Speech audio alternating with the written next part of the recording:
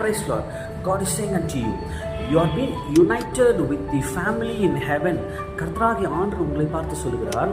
எபேசியர் 3:14 தான் எழுதப்பட்டிருக்கு. ஆமென்.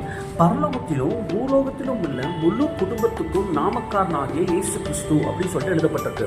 இங்க அப்போஸ்தலனாகிய பவுல் எபேசியருக்கு நிருபம் எழுதும் பொழுது என்ன எழுதுறாரு அப்படின்னா, அவன் பரலோகத்திலும் பூலோகத்திலும் அவன் சேர்ந்ததான ஒரு குடும்பத்தை பற்றி பேசுறார். அவன் இங்க என்ன சொல்லப்படுது, கர்த்தராகிய இயேசு கிறிஸ்துவை அவருடைய நாமத்தையும் ஏற்றுக்கொண்டதான எந்த ஜனமாகட்டும், எந்த ஜாதியாகட்டும், எந்த ஒரு தனி நபராகட்டும், ஆண்டவரை ஏற்றுக்கொண்டு அவர் தான் என் ரட்சகர், அவர் மூலமாக என்னுடைய பாவங்கள் மன்னிக்கப்படுது, என்னுடைய சாபங்கள் நீக்கப்பட்டிருக்குது, என்னுடைய எல்லா பாவ ரோகங்களும் மாற்றிட்டாரு, நம்முடைய ரத்தத்தினால எனக்கு ஒரு புதிய வாழ்க்கையை அவர் கொடுத்துட்டாரு.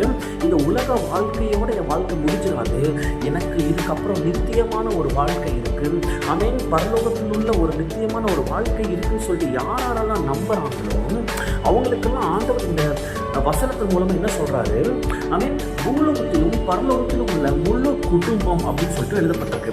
அப்போ உங்களுடைய வாழ்க்கையில நான் தனிமையாக விடப்பட்டிருக்கேன், நான் கர்த்தரை தேடுறேன், கர்த்தரை ஆராதிக்கிறேன், ஆனால் நான் தனிமையாக இருக்கேன், எனக்கு யாருமே கிடையாது.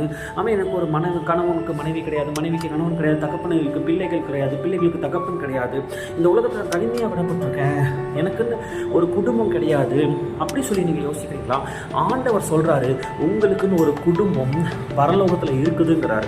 ஏன்னா பரலோகத்தில் உள்ளவைகளையும் பூலோகத்தில் உள்ளவைகளையுமாகிய முழு குடும்பம் சொல்லிட்டு இந்த வசனம் தெளிவா ஒரு குடும்பத்தை பத்தி பேசுது.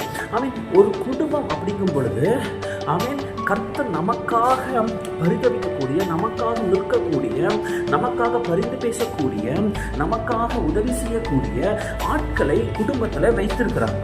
அப்போ உங்களுடைய வாழ்க்கையில நீங்க தனிநபர் கிடையாது, நீங்க கைவிடப்பட்டவர்கள் கிடையாது. முதலாவது கர்த்தராகிய ஆண்டவர் உங்களுக்காக நிற்கிறார். அவருடைய சேனைகள் உங்களுக்காக நிற்கிறது. அதுக்கும் மேலாக பரலோகத்தில் உள்ள குடும்பம் உங்களோடு இருக்குது.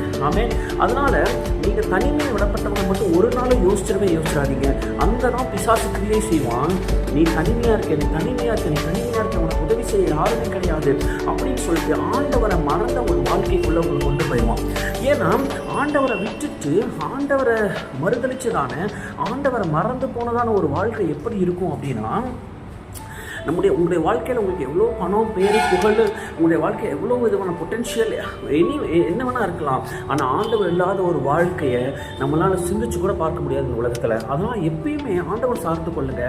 உங்களுக்குன்னு கர்த்தர் ஒரு குடும்பத்தை வச்சிருக்கிறாரு, விசுவாசிங்க. ஏன்னா கர்த்தர் உங்களுக்காகவே பரலோக சேனைகளை இறக்க வல்லமை உள்ளவராக இருக்கிறார். When you put your trust upon the name of Lord Jesus Christ, you are being united with the family in heaven.